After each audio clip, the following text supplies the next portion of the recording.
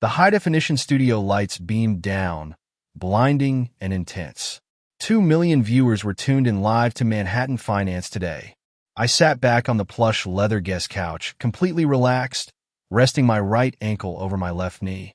Across from me sat my fiancée of 3 years, Vanessa, wearing a neon red designer blazer I had paid for last Tuesday. Beside her was her slick-haired co-host, Carter, grinning like a game show host who just found a mark. It's just tragic, honestly. Vanessa sighed into her lapel mic, tilting her head with practiced, tragic, sweet-faced grief.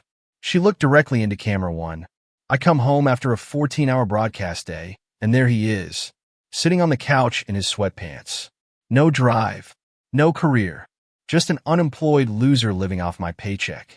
Carter let out a performative, theatrical chuckle, reaching over to tap Vanessa's knee with patronizing sympathy. That takes incredible strength, Vanessa, Carter chimed in, tossing me a smug, sharp glare. Most successful women would have cut the dead weight years ago. So, Leo, what's your defense? Or do you just let your woman pay for your lifestyle while you scroll through social media all day? I didn't flinch. My pulse didn't jump a single beat. I picked up my glass of ice water from the glass coffee table, took a slow, measured sip, and set it down with a crisp, audible thud. I adjusted the platinum cufflink on my left wrist with complete, unhurried precision. My defense? I asked, my voice smooth, deep, and perfectly level. I don't defend against fiction, Carter, but I do appreciate the theatrical performance. Your ratings must be dropping. Vanessa snapped her back straight, her eyes flashing with sudden, dramatic rage. Fiction? I paid the mortgage on our penthouse last month, Leo. I paid for your car. I carry this entire relationship while you do nothing. You paid the mortgage with a supplementary corporate card. I replied flatly, dropping a razor-sharp smirk. A card tied to a private trust fund registered under my primary holding company. But please go on. Tell the audience more about your self-made financial empire.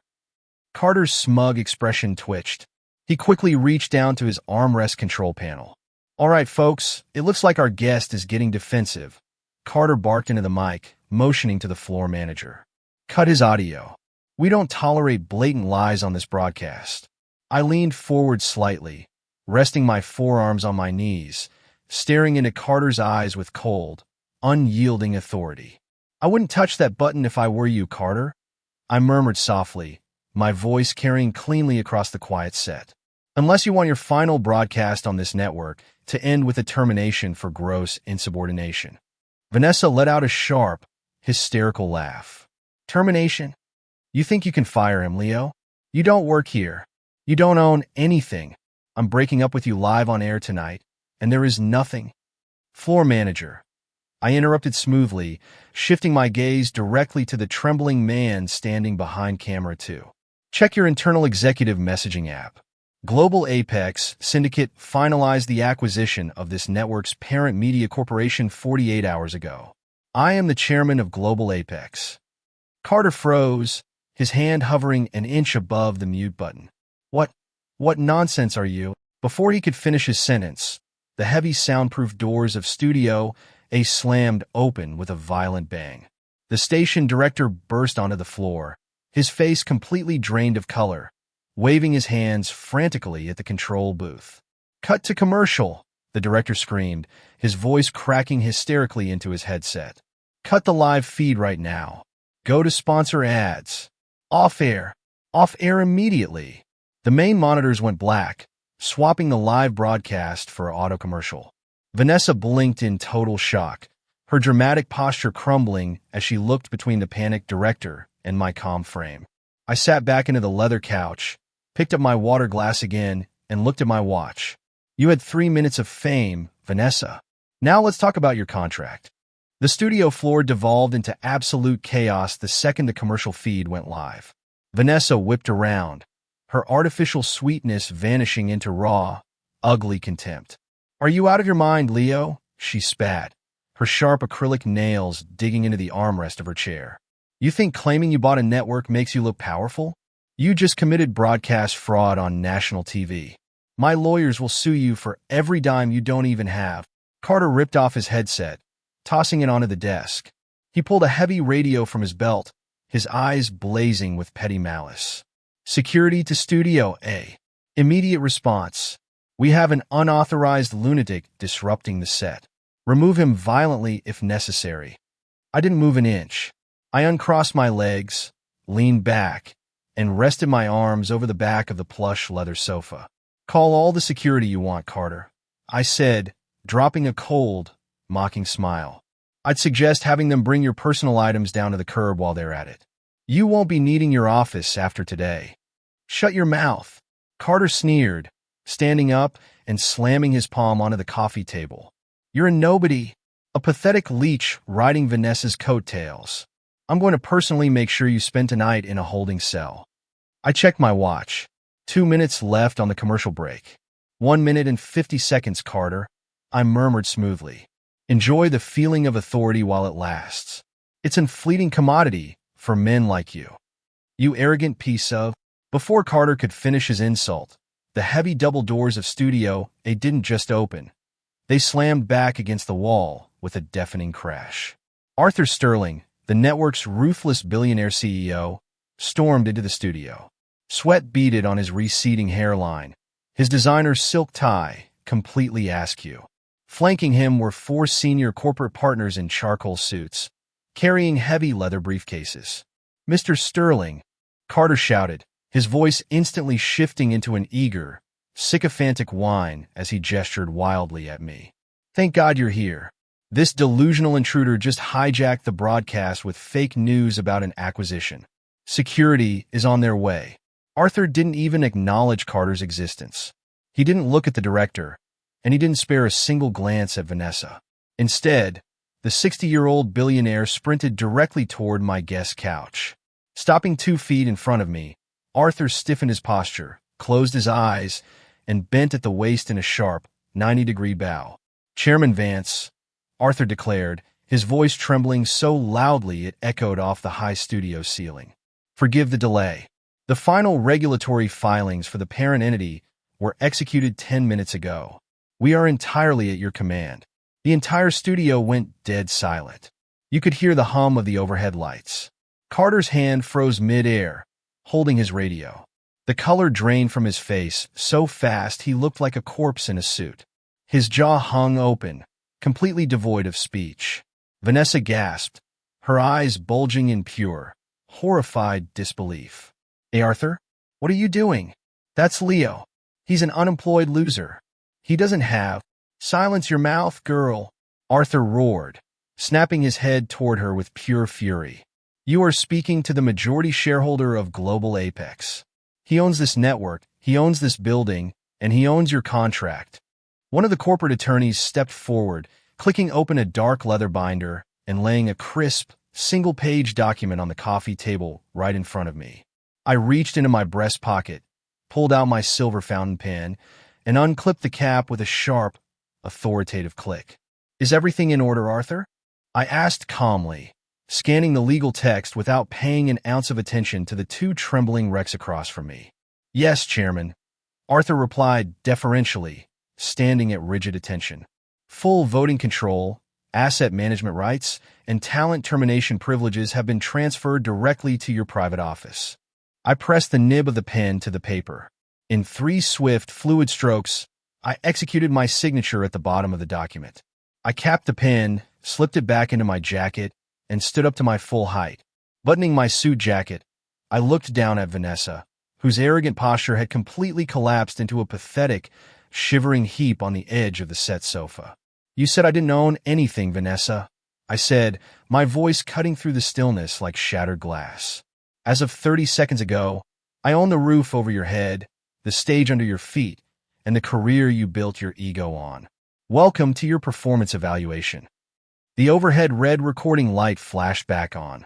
3, 2, 1. We were back live to 2 million households. Carter stood behind his anchor desk, his hands shaking violently as he tried to adjust his lapel mic. Panic swam in his eyes, but he forced a ghastly, tight smile toward camera 1. Welcome back to Manhattan Finance today, Carter stammered, his usual smooth voice breaking into a pathetic squeak. We experienced a brief technical disruption regarding an internal legal matter, but I didn't let him finish. I stepped smoothly into the frame, invading his primary camera angle. Before he could react, I reached out and plucked the hand mic straight out of his trembling fingers with absolute, effortless grace. "That's enough fiction for one morning, Carter," I said, looking directly into the high-definition lens. Carter gasped, backing up against his desk. "Security, turn off his—" As the new chairman of Global Apex, I announced, my voice booming clearly through millions of television sets. "My first act of business is a complete, uncompromising restructuring of this network's journalistic ethics. Starting with host integrity." I raised my left hand, snapping my fingers once. Arthur Sterling immediately signaled the technical booth. The massive video wall behind the anchor desk flickered, instantly replacing the show's logo with crisp, high-resolution scans of offshore bank statements and fraudulent talent agency kickback contracts. "What you see on screen," I continued smoothly, dropping a razor-thin, icy smirk, "are 6 years of illegal kickbacks wired directly to Carter's private account in the Cayman Islands in exchange for promoting predatory financial schemes on air. The SEC has already been notified." Carter's legs completely gave out. He collapsed backward into his leather desk chair like a puppet with cut strings. His face was entirely void of blood. He clutched his chest, staring at the giant screen in horrified, silent ruin. I turned my head slowly toward Vanessa. Her arrogant demeanor was entirely shattered. Realizing the full magnitude of her mistake, she scrambled off the sofa, her posture shifting instantly into pathetic, desperate supplication. Tears welled in her eyes as she took a trembling step toward me. "Leo, baby, please," Vanessa whimpered, reaching her hands out, her voice dripping with cheap, manipulative desperation. "You know I didn't mean any of that. Carter forced me to say those terrible things for the show's ratings. He manipulated me. I love you, Leo. We're getting married." I almost laughed out loud at the sheer, unadulterated entitlement lingering in her mind. I took a deliberate step back, avoiding her touch as if she were carrying a contagious disease. "Save the performance for your acting auditions, Vanessa," I said, my tone as cold and sharp as a surgeon's scalpel. "You sit on live television, smear my character, and claim to carry my lifestyle while spending my money. That isn't just disloyalty. It's a massive breach of your morality clause." "Leo, no. Please," she sobbed, clutching her hands to her chest on live television. "Don't do this to me. Think about our future." "There is no future," I replied flatly, staring into her bloodshot eyes with zero emotional residue. "Vanessa Sterling, your senior anchor contract is terminated effective immediately for gross professional misconduct, slander, and systemic breach of corporate ethics. You will clear your dressing room in 10 minutes, or you will be removed in handcuffs." "You can't do this," she shrieked, breaking into full, uncontrollable ugly crying. "I built this show. I bought the show," I corrected calmly, "which means I decide who stands on this stage. And you don't belong here." 4 heavy-set security guards marched onto the set. "Escort Mr. Vance's former co-host off the premises," Arthur ordered fiercely, pointing at the paralyzed Carter. "If he resists, call the precinct immediately." 2 guards grabbed Carter by his suit arms, hoisting his limp, ruined frame out of the chair and dragging him off the soundstage while he stared blankly at the floor. Vanessa fell to her knees right on the studio carpet, burying her face in her hands, her shoulders heaving with hysterical, ruinous sobs as 2 million viewers watched her complete downfall. I turned back to camera 1, adjusted my cufflinks one final time, and spoke with absolute dominance. "We will now take an extended commercial break while we clean up the set." The executive green room was quiet, smelling of expensive espresso and fresh leather.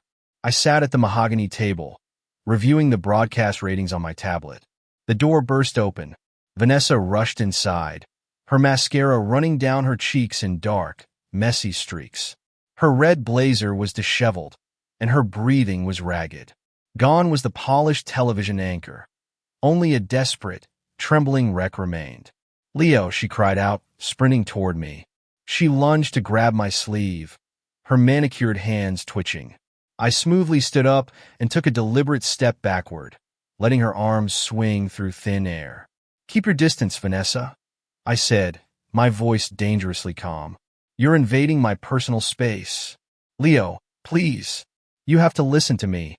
She fell against the edge of the glass coffee table, clutching her chest as if she were suffocating. I was forced into this. Carter threatened to cancel my contract if I didn't play along with his script. He wanted a dramatic story to save his ratings. It was all him, Leo. I love you. Think about our 4 years together. I looked down at her with pure, clinical detachment. Her performance was almost impressive. Almost. 4 years. I let out a soft, mocking laugh. 4 years of using my black card while telling your friends I was holding you back. 4 years of living in my penthouse while planning your next social promotion. Your script had one flaw, Vanessa. You picked the wrong target. I made a mistake, she sobbed, throwing her head back theatrically. I'm human, Leo. People make mistakes. We were supposed to get married next month. You bought me a ring. That means something. She held up her left hand, highlighting the massive, brilliant cut stone sparkling on her ring finger. Ah, yes, the ring, I said, tapping my fingers on the mahogany table.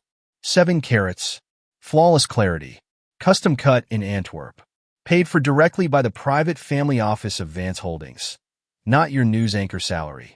Since the engagement is officially terminated due to your public breach of trust, that ring is no longer yours.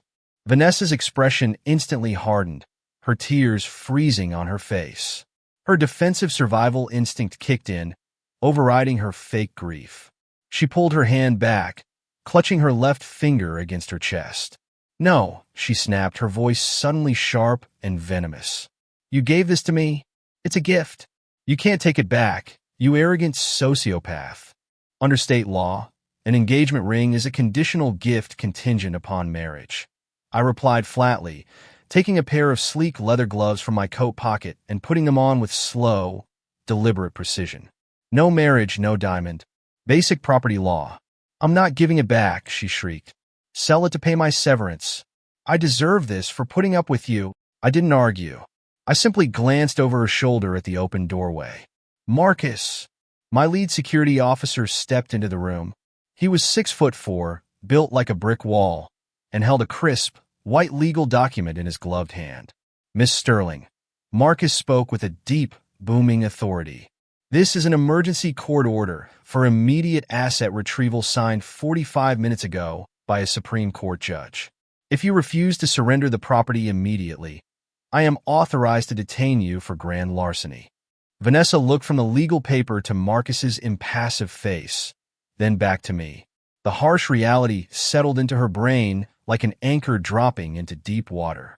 Grand larceny meant an immediate arrest, a mugshot, and a criminal record that would ensure she never worked in media again. You monster, she whispered, her lip trembling violently. The ring, Vanessa, I said quietly. You have 5 seconds before Marcus calls the precinct. Her hands shook uncontrollably.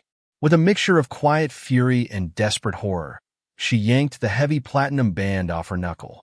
Tears spilled over her eyelashes as she held out the multi-million-dollar diamond. Take it, she screamed, throwing her hand toward me. Take it and rot. She dropped the ring into my outstretched palm. I didn't even bother looking at the diamond. I casually turned to my left, stepped up to a silver ice bucket resting on the refreshment table, and dropped the 7-carat ring right into the melting slush. It hit the ice with a dull clink. Vanessa gasped, her eyes widening in absolute shock. What? What are you doing? It's contaminated, I said smoothly, pulling off my gloves and tossing them onto the table. Enjoy your walk home, Vanessa. You have 8 minutes to vacate the building. Without waiting for another word, I brushed past her and walked out into the corridor. 2 hours later, the private elevator chimed, opening directly into the foyer of my 95th floor Manhattan penthouse. The living room was an absolute disaster. Wardrobe trunks lined the Italian marble floors, and designer dresses were scattered across the leather sofas. Vanessa stood near the floor-to-ceiling windows, sobbing loudly while her mother, Evelyn, frantically stuffed Hermes handbags into a leather suitcase. Evelyn was a woman who treated social climbing like an Olympic sport, living entirely off the allowance Vanessa wrangled out of my accounts. The moment the elevator doors slid shut behind me, Evelyn whipped around. Her face contorted into a mask of theatrical, venomous rage. She marched straight toward me, pointing a manicured finger inches from my chest. "You absolute monster," Evelyn screeched, her voice echoing off the high ceilings. "How dare you do this to my daughter? After everything we did to elevate your social standing. You were nothing before Vanessa brought you into high society. You ungrateful, heartless sociopath." I didn't step back. I didn't raise my voice. I simply reached into my suit jacket, pulled out a folded folder, and slapped it firmly against her outstretched hand. "Read page 3, Evelyn," I said, my voice dangerously calm and icy. Evelyn blinked, startled by my lack of reaction. What is this junk?" "An itemized forensic audit," I replied, dropping a cold, razor-sharp smirk. $82,000 in unauthorized luxury expenditures charged to my corporate black card over the last 6 months. Spa retreats, diamond earrings, and resort stays in St. Bart's. All signed by you using a forged authorization stamp. Evelyn's face instantly lost its flush. Her hands began to shake as she glanced at the row of bank statements and signature verification receipts. I was entitled to that," she stammered, her voice suddenly losing its aggressive edge, shifting into a defensive whine. "I'm Vanessa's mother. We're practically family. You can't accuse me of stealing. It isn't an accusation. It's a criminal paper trail," I said flatly. "And family requires a marriage certificate, which, as of this morning, is permanently off the table." Vanessa ran over, grabbing her mother's arm, her eyes red and desperate. "Leo, please, stop this insanity. We need a place to live. You can't just throw us onto the street like trash." "You're not trash, Vanessa," I corrected smoothly, looking around the cluttered room with quiet amusement. "Trash eventually gets picked up. You're just unauthorized occupants." I raised my right hand and snapped my fingers twice. The service elevator doors burst open. 6 heavy-set men in black tactical uniforms marched into the foyer, pushing industrial-grade wooden storage crates and packing straps. "What are they doing?" Vanessa shrieked, backing away in horror as the movers immediately began clearing the closets with ruthless efficiency. "Touch my clothes and I'll call the police." "Go ahead," I said, taking out my phone and tapping the screen. "Save me the call. The building deed, the lease contract, and the biometric access codes are registered exclusively under Vance Global Holdings. You have 0 legal residency rights here. You promised me this penthouse," Vanessa screamed, her voice breaking into a hysterical, dramatic fit. "You said this was our home." "I said it was my property," I replied with absolute authority. "A distinction you failed to grasp when you decided to humiliate me on national television." I walked over to the digital wall panel near the front entrance, tapped in an administrator override code, and wiped both of their facial scans and thumbprints from the penthouse security system. The panel beeped twice, flashing a bright red lock icon. "Your biometric access has been revoked," I said, turning back to face the 2 shivering women. "You have exactly 4 minutes to take whatever fits in those 2 suitcases and step into the service elevator. Anything left behind goes into an impound locker until your audit debt is settled." "Leo, you're ruining our lives," Evelyn whimpered, clutching her chest dramatically as if she were having a medical event. "Have you no mercy?" "Mercy is bad business," I said, checking my watch with unhurried precision. 3 minutes and 30 seconds. If you're still standing on my marble floor when the timer hits 0, the armed security team downstairs will execute a physical removal for federal criminal trespass." Vanessa looked at my unyielding eyes, then at the movers loading her trunks into industrial crates. Realizing her tears were completely powerless against cold logic, she grabbed her mother by the coat, dragged her toward the open service elevator, and scrambled inside. The doors slid shut, cutting off their panicked voices entirely. I walked over to the floor-to-ceiling glass wall, took a slow sip from a glass of scotch, and looked down over the Manhattan skyline. Silence was finally restored. The grand ballroom at the plaza was overflowing with high society. Crystal chandeliers gleamed over 200 of Manhattan's elite, all gathered for the annual Children's Hospital Gala. I sat at the primary VIP table near the stage, relaxing in a tailored tuxedo.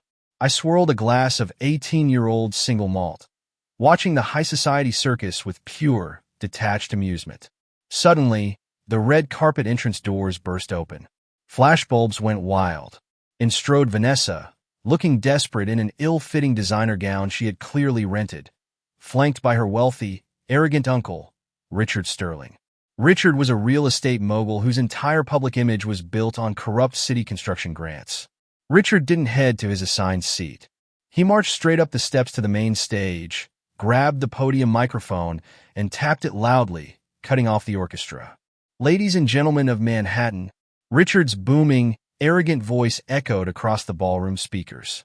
"Forgive the interruption, but the integrity of this city is at stake. We have an imposter sitting among us tonight." The room went dead quiet. 200 heads turned toward my table. Vanessa stood at the bottom of the stage steps, crossing her arms, tossing me a smug, malicious grin. She thought this was her grand moment of public revenge. "Leo Vance," Richard shouted, pointing a finger directly at me. "You claim to be a titan of industry. You claim to buy networks. But the truth is, your sudden rise to power is built on offshore tax evasion, money laundering, and corporate fraud. My niece suffered in silence while you build a fake empire." Whispers erupted through the crowd like a wildfire. Camera crews pivoted toward my table, lenses zoomed in, hungry for a scandal. I didn't flinch. I didn't reach for my glass. I simply sat back, crossed my legs, and dropped a slow, razor-thin smirk.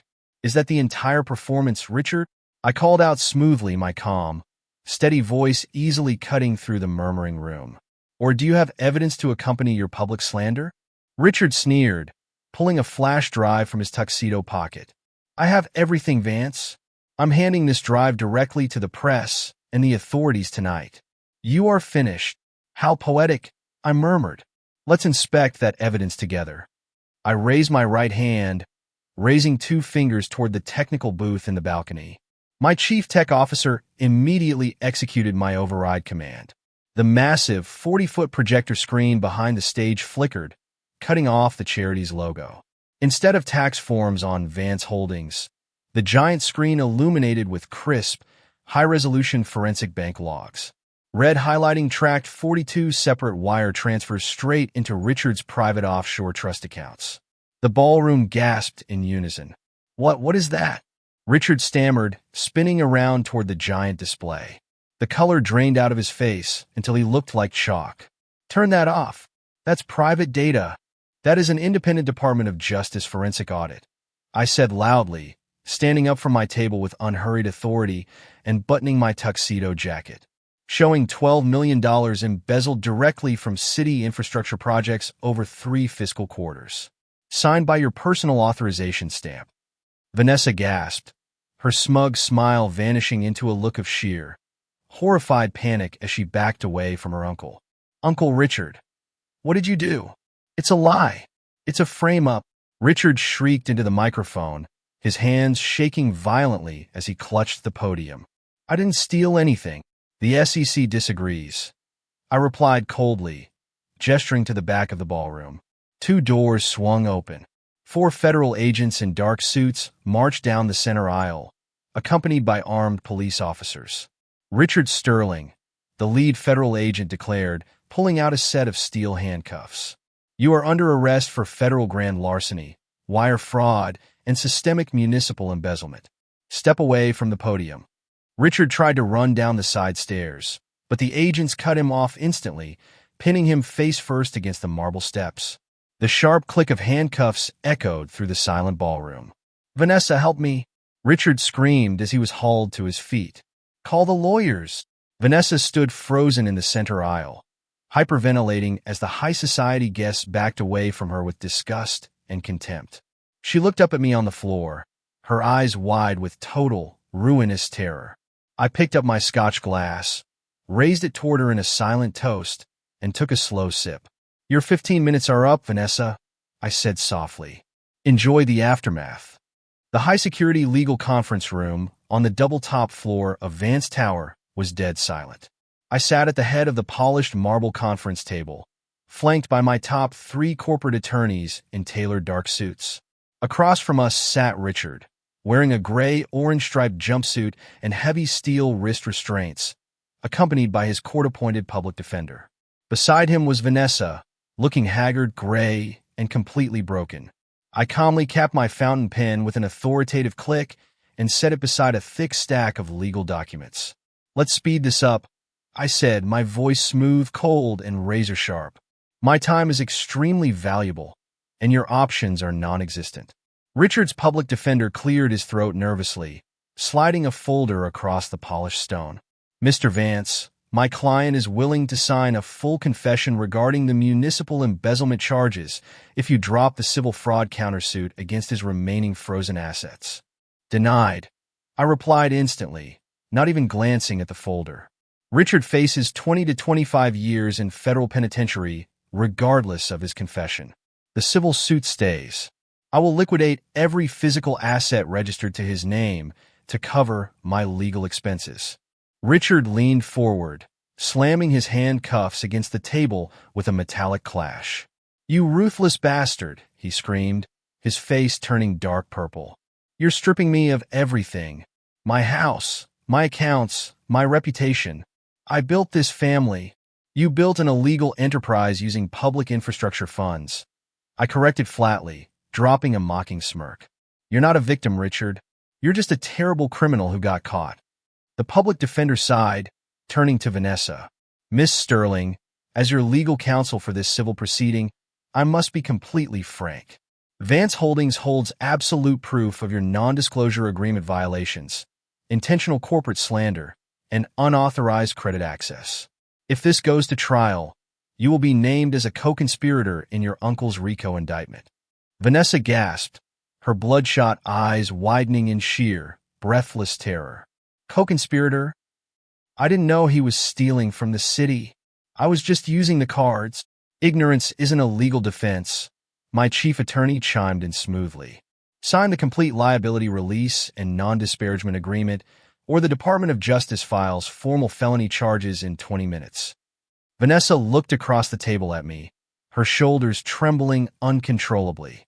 She slid out of her leather chair, sinking onto her knees on the marble floor, her manicured hands clutching the edge of the table. "Leo, please," she sobbed hysterically, her voice cracking with pathetic, desperate supplication. "Don't do this to me. I was stupid. I was naive. I'll do anything, Leo. I'll sign whatever you want. I'll never speak to the press again. I'll be the dutiful partner you wanted. Just don't send me to prison. Give me a second chance." I looked down at her shivering frame with pure, unadulterated clinical detachment. "A second chance implies you made an honest mistake," I said quietly, leaning forward over the table. "You made a calculated calculation to humiliate me on live television for personal fame. Your math was simply wrong." "I love you, Leo," she shrieked, tears splashing onto the polished marble. "You know I love you. You love the lifestyle my name provided," I replied. "And that lifestyle is officially over." I reached into my inner jacket pocket, pulled out a small piece of paper, and slid it across the table until it rested right in front of her face. It was a physical, one-way bus ticket to her tiny, rural hometown in the Midwest. Vanessa stared at the paper slip, blinking through her tears in absolute horror. A bus ticket? Departure is at 2:15 p.m., I said smoothly. "No black cards, no penthouse, no Manhattan media contracts. Just a 500-mile bus ride back to where you started." You monster," she whimpered, her hands shaking so violently she could barely hold the pen her defender pushed into her fingers. "Sign the settlement, Vanessa," I commanded with absolute authority. "Or the marshals waiting outside will book you into central booking right now." With a ragged, broken sob, Vanessa pulled the master agreement toward her frame. Her shaky, pathetic signature scribbled across the final line, surrendering every claim to my estate, my accounts, and her public career forever. I picked up my silver fountain pen, executed my final signature on the document, and stood up to my full height. Buttoning my jacket, I looked down at the ruined remnants of her ego. "Transaction complete," I said. "Guard, clear my office." 6 months later, The quarterly financial reports were finalized. Global Apex Syndicate didn't just meet expectations.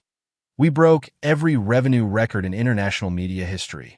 I stood on the cantilevered glass balcony of my newly inaugurated headquarters, 90 stories above the Manhattan grid.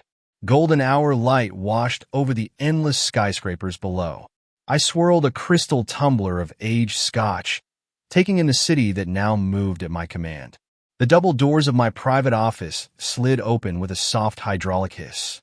My chief executive assistant, Sarah, stepped onto the balcony, holding a slim leather-bound tablet. Quarterly numbers are locked in, Chairman Vance, Sarah reported with absolute precision. Network viewership is up 300% since the Anchor restructuring.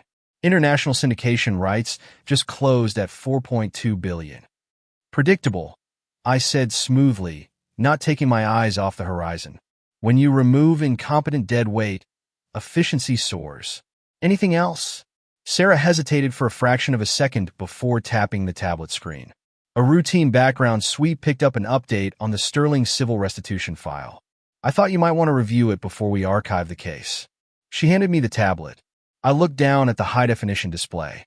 On the left side was a local news clip of Richard Sterling in an orange prison jumpsuit, being led into a maximum security federal penitentiary to begin his 22-year sentence for grand larceny and municipal fraud. On the right side was a candid photo taken by a local tabloid. Vanessa was standing behind the counter of a discount retail clothing store in her tiny Midwestern hometown. Her hair was unstyled, her nails were short and unpolished, and she wore a faded blue employee apron. She looked exhausted, broken, and completely unrecognizable. The caption detailed her court-ordered wage garnishment to repay her legal debts to Vance Holdings over the next 30 years. I looked at the screen for 3 seconds. My heart rate didn't shift by a single beat. No anger, no satisfaction, just pure, clinical detachment. She thought she was entitled to a luxury empire. I murmured, dropping a faint, razor-thin smirk. Now she gets to fold shirts for minimum wage. Logical outcome. Should I keep monitoring her restitution payments, sir? Sarah asked respectfully. Don't waste corporate resources on irrelevant statistics, Sarah. I replied, my voice completely flat and unbothered. Her debt is managed by the legal algorithm. She is no longer a variable in my life. I swiped my thumb across the screen, dismissing the news report forever, and handed the tablet back to her. Understood, Chairman. Sarah took the device, bowed her head slightly, and stepped back into the main office. The board is ready for your signature on the European acquisition files. Tell them I'll be right in. I turned away from the glass balcony, walking into my sprawling executive suite with slow, powerful strides. I stepped up to the massive mahogany desk, set down my scotch glass, and reached into my breast pocket. I pulled out my silver fountain pen, unclipping the cap with a sharp, metallic click. Spread out across the dark wood was the multi-billion-dollar contract for our European network expansion, a deal that would double my global media reach by the end of the fiscal year. I pressed the nib to the high-grade paper and executed my signature in 3 swift, decisive strokes. I capped the pen and placed it neatly beside the leather blotter. Vanessa and Carter had tried to use a broadcast studio to destroy my reputation. In response, I bought their network, stripped their careers, and erased their presence from high society entirely. Weak people play emotional games. Titans manipulate reality. I sat back in my leather chair, picked up my scotch glass, and looked toward the future. The ghosts of the past were completely gone, and my empire had only just begun.